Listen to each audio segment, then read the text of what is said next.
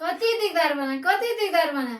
रुवाको रोइ अघिदेखि हे तेरी खै ज्वरै आहा नि त ज्वरै आहा चुनाव आउनुभन्दा पहिले कति सम्झाएँ मैले त्यो दुई जिब्रे नेता पछि लहर नहिँड्नु न काम छैन तिनीहरू राम्रो काम जसले गर्न खोजे त्यसलाई समर्थन गर्नु भनेर कति सम्झाएँ टेर्नी भयो पो काम गर्न छोडेपछि आफ्नो किडनी त काटेर फाल्छन् नेता अर्को चुन्न सक्नु हुँदैन त्यही पनि बुढो आफ्नै बुढो हेरे एक भोट त दिए ठिकै मैले चित्त दुहाई हाले थिएँ के थाहा न बदर भो दिए थिएँ एक भोट त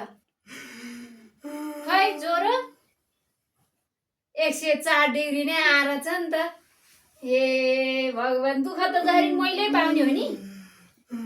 अब कहाँ हस्पिटल लानुपर्ने भयो ल उठ्नु